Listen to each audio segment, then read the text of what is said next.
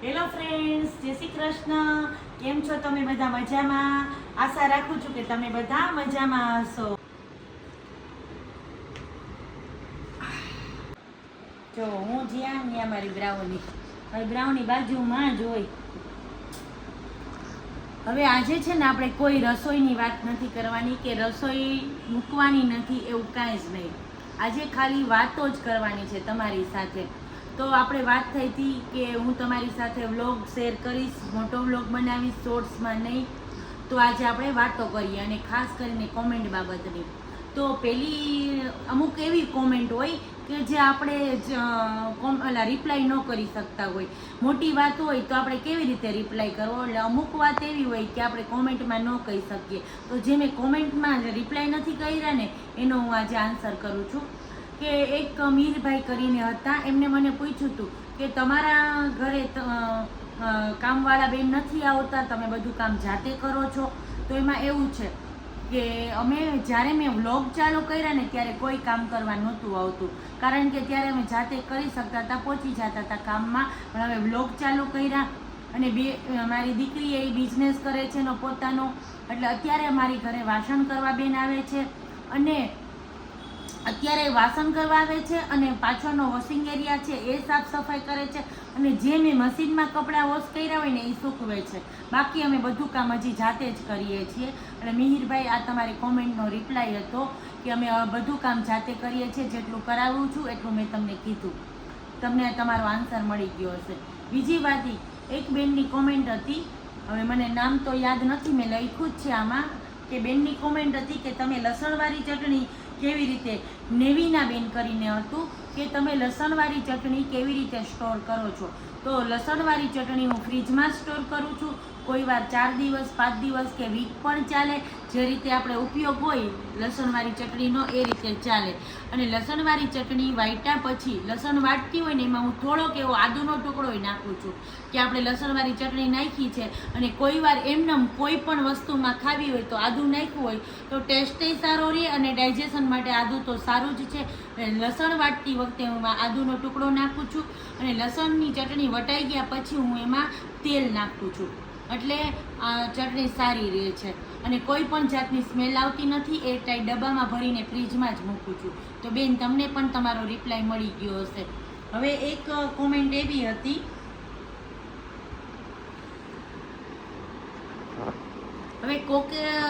કોઈ એક કોમેન્ટ એવી હતી કે તમે ફરાળમાં હળદર ખાવ છો, તમે ટમેટા ખાવ છો કે કાંઈક બીજું બી કીધું હતું કે તમે એ ખાવ છો. હા, અમે એમ કીધું હતું કે તમે ન ખાતા, પણ અમે ખાઈએ છીએ. મારા પિયરમાંય બધું ખાય છે, હળદર ને ટમેટા, અને મારા સસરામાંય ખાય છે. મારા સસરામાં ગાજરે ખાય છે, મારા પિયરે ગાજર ખાય છે. અમે લોકો ફરાળમાં મૂળા પણ ખાઈએ છીએ, બીટ પણ ખાઈએ છીએ, બટેટા પણ ખાઈએ છીએ. એટલે જો તમે આવો મને ક્વેશ્ચન કર્યો તો તેનો આ રિપ્લાય છે કે અમે હળદરથી માંડીને બધું ખાઈએ છીએ. હા, ખાલી 11 ફરાળ હોય એમાં અમે હિંગ મૂકતા નથી, બાકી બધું મૂકીએ છીએ. હળદર ને જે તમે કીધું હતું એ બધું જ, હળદર છે, ગાજર છે, ટમેટું છે, એ બધું. તો તમને પણ તમારો રિપ્લાય મળી ગયો હશે. અને કોકે મને એવું પૂછ્યું હતું કે બ્લેન્ડર ક્યાંથી લીધું. જે મેં મારી પાસે બ્લેન્ડર છે, એમાં જાર આવ્યો છે, આવડો હું તમને બતાવું અત્યારે જ. જો આ બ્લેન્ડરનો જાર સાથે આવ્યો છે અને આ બ્લેન્ડર છે.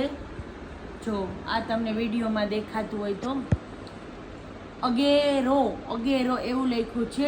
એ કંપનીનું બ્લેન્ડર છે મારી પાસે અને આ બહુ જ યુઝફુલ છે. જો આ બધા એના પાર્ટ્સ છે, આ બે ચેન્જ થઈ જાય. હું તમને બતાવું. જો આ ચેન્જ થઈ જાય છે, આ ખુલી જાય છે. જો આ પણ આમ આવી રીતે લાગી જાય છે. એટલે જેવી રીતે આપણે આમાં કાંઈ દળવું હોય, પીસવું હોય, પેસ્ટ બનાવવી હોય તો બધું આ બ્લેન્ડરમાં થઈ જાય છે. જો આ રીતના થાય છે, આ રીતે આ બધું છે, જોઈ લો. એટલે આનો રિવ્યૂ માંગ્યો હતો, એટલે હું તમને કહું છું બહુ સરસ છે. અને મારી પાસે આની સાથે એક ગ્લાસ પણ આવ્યો છે. જો આપણે આ એક ગ્લાસ સાથે આવ્યો છે. એ મેં ક્યારેય યુઝ નથી કર્યો, પણ જો આ ગ્લાસ, આ 1 લીટર એકનો ગ્લાસ છે. હજી મારે આનો ક્યારેય ઉપયોગ નથી થયો એટલે મેં કાઢ્યો નથી.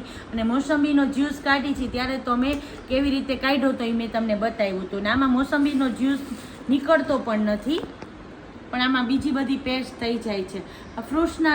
ફ્રૂટના જ્યુસ નીકળી શકે, પણ આમાં જેમાં બી હોય ને એ આપણે કાઢવું થોડું અઘરું પડી જાય. હવે જુઓ તમે બધું જોઈ. અને આ છે ને, આ બધું આનું એવો ઉપયોગ છે કે આપણે આ આઈસ્ક્રીમ બનાવવું હોય ને તો આ બીટર તરીકે પણ કામ આવે છે. વિસ્કર કહી શકાય, બીટર કહી શકાય, બે કહી શકાય. એટલે આપણે કોઈ ક્રીમ બનાવવું હોય કેક માટે તો એ પણ થઈ જાય છે. અને મારી દીકરીને કેક બનાવતા પણ આવડે છે, એટલે એ એનો ઉપયોગ કરતી હોય વધારે. અને આનો છે ને મલ્ટી યુઝ છે. મને આ ઉપયોગમાં ખૂબ જ ગમે છે. જો તમારે કોઈને લેવું હોય તો તમે લઈ શકો છો, કારણ કે આનો રિવ્યૂ માંગ્યો તો એટલે હું કહું છું કે આ બહુ સારી બ્રાન્ડ છે. અને જો કોઈને લેવું હોય તો તમે મને કહેજો, તો હું લિંક મૂકી દઈશ કોઈ બી વિડીયોમાં, અને મેન્શન કરીશ કે ભાઈ આ લિંક આની છે. ચાલો, આની વાત થઈ ગઈ. આપણે હવે એક કોમેન્ટ એવી હતી કે ચાપડી શું કહેવાય. હવે ચાપડી તો આપણા ગુજરાતીને તો બધાને ખબર જ છે, પણ જેમને મને પૂછ્યું ને એ બોમ્બે રહે છે અને એક ક્યાંક ફોરેન રહે છે, એટલે એમનો એવો મેસેજ હતો કે ચાપડી શું કહેવાય. તો ચાપડી છે ને એ ભાખરીના લોટમાંથી, ભાખરીનો કરકરો લોટ હોય છે, જાડો લોટ હોય, ઘઉંનો જ લોટ પણ થોડો કરકરો લોટ હોય, એમાંથી ચાપડી બને છે. અને મેં તમને બતાવી હતી ચાપડીના વિડીયોમાં, એવડી સાઇઝની ચાપડી બને છે. એટલે ભાખરી આપણે કેમ શેકીએ તાવડીમાં, એ જ રીતે નાનું લૂવું કરીને મેં બતાવ્યું હતું કે મેં કેવી રીતે ચાપડી કરી છે. પણ આપણે એને તળવાની છે મીડિયમ ટુ સ્લો ફ્લેમ ઉપર.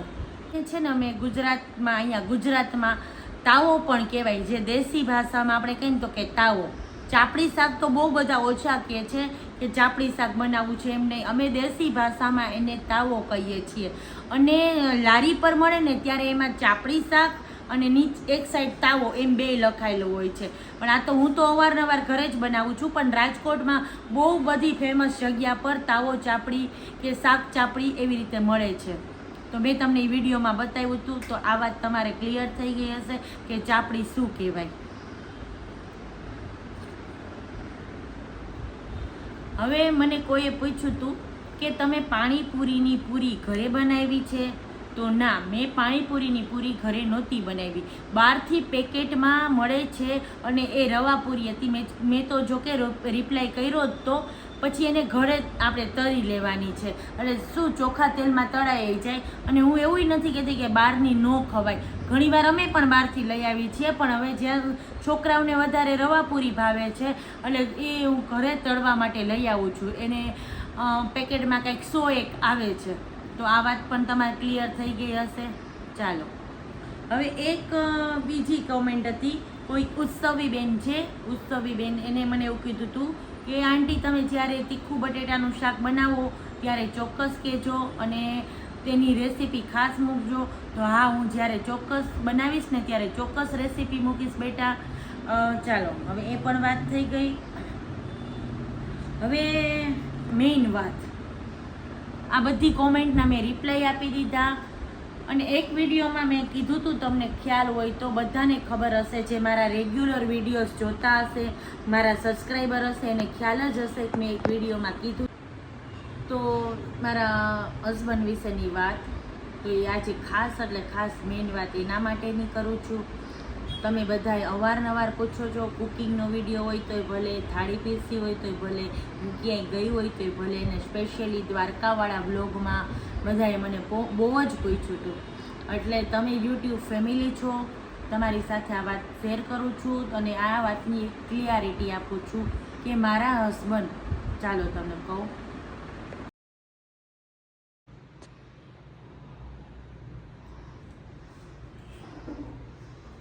જો મારા હસબન્ડ 14 વર્ષ પહેલાં ઓફ થઈ ગયા છે એક્સિડન્ટમાં. આ છે મારા દાદાજી અને મારા દાદી સાસુ, દાદા સસરા અને દાદી સાસુ. મારું મંદિરનું તો તમે જોયું જ છે, મેં તમને ઘણીવાર મંદિર શો કર્યું છે. અહીંયા મારું મંદિર છે.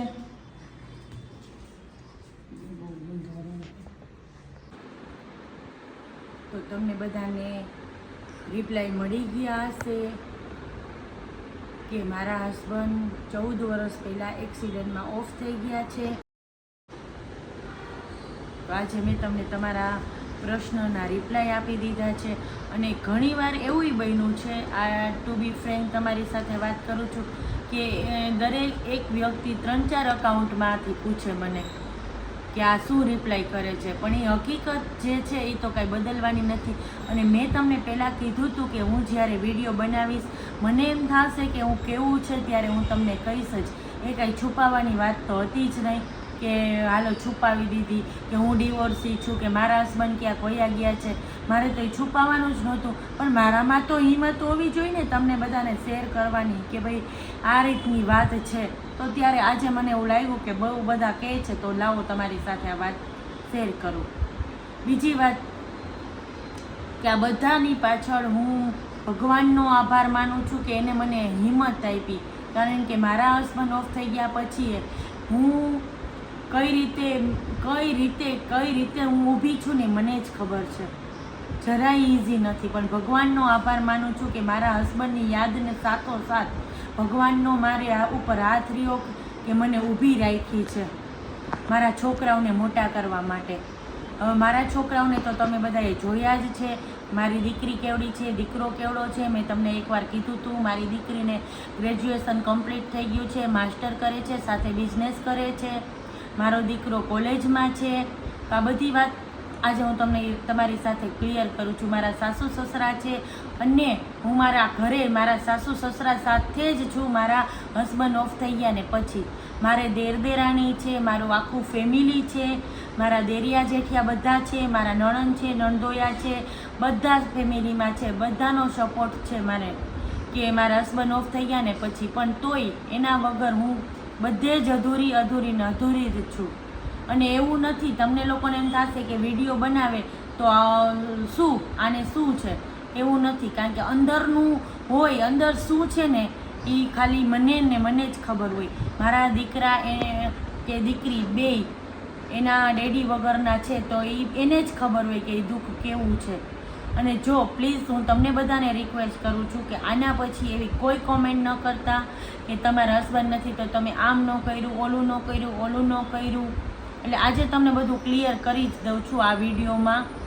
તો બી તમારે એવું કાંઈ હોય કે ભાઈ આ રહી ગયું છે તો તમે કોમેન્ટ કરજો, પણ પોસિબલ હશે તો હું રિપ્લાય કરીશ તમને. બાકી તમે સમજી શકો છો બધા. તો ચાલો હવે કાંઈ બાકી રહેતું નથી તમને બધાને કોમેન્ટમાં કહેવાનું કે શું છે, કેમ છે. મારા સાસુ સસરા તમે જોયા છે અને તમને ખબર જ છે કે હું આ ઘર મેં તમને અવારનવાર તમે જોતા જોઉં છો. તો આજના વિડીયોને હું અહીંયા એન્ડ કરું છું. તમારા બધાની કોમેન્ટના તમને રિપ્લાય મળી ગયા હશે કે મારી સાથે શું, કેમ, કેવી રીતે બધું જ તમને આજે મેં કહી દીધું છે. ચાલો, અને ખાસ કરીને મેં આ ચેનલ બનાવીને મારા 2 છોકરાઓનો ખૂબ હું આભાર માનું છું. કારણ કે મારા છોકરાઓનો આમાં ખૂબ જ સપોર્ટ છે, ખૂબ જ એટલે ખૂબ જ. હું જ્યારે ડિસ્ટર્બ રહેતી ને ત્યારે મારા છોકરાઓ એમ કહેતા કે મમ્મા તું તારામાં સ્કિલ છે એ બતાવ. તો છોકરાઓ એમ કે પહેલાં મેં 2020માં ચેનલ ચાલુ કરી હતી કોરોના પછી. એ ચેનલ મારી સક્સેસ હતી, પણ એ ખાલી કુકિંગની જ હતી. પણ ત્યારે દીકરીનું 12th બોર્ડ હતું અને પ્લસ મારે ટેકનિકલ ઇશ્યુઝ આવ્યા એટલે મારી ચેનલ બંધ થઈ ગઈ. તો પાછું છોકરાઓએ મને કીધું કે તું આખો દિવસ ડેડીને યાદ કરસ, આ છે એ છે, અને એમને હિંમત આપી અને મને આગળ વધારી. મારી ચેનલ બનાવવામાં મારા છોકરાઓએ મને બહુ જ સપોર્ટ કર્યો, બહુ જ એટલે બહુ જ.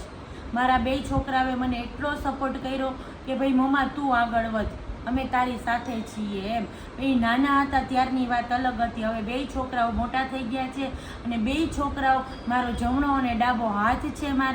મારા સાસુ સસરાનો એટલો સપોર્ટ છે કે મેં ચેનલ કરી તો ક્યારેય મને ક્વેશ્ચન નથી કર્યા કે આ શું છે, કેમ છે. બસ એ લોકો મારી સાથે મારા જ સુખમાં કે મારા જ દુઃખમાં સાથે હોય છે. તો આજનો વિડીયો હું અહીંયા એન્ડ કરું છું અને તમને બધાને તમારા જે ક્વેશ્ચન હતા એના મેં આન્સર આપી દીધા છે. તો ચાલો ફરી મળશું નવા વિડીયો સાથે. ત્યાં સુધી જય શ્રી કૃષ્ણ બધાને. આજે બોરચોથ છે. ચાલો મળીએ નવા વિડીયોમાં.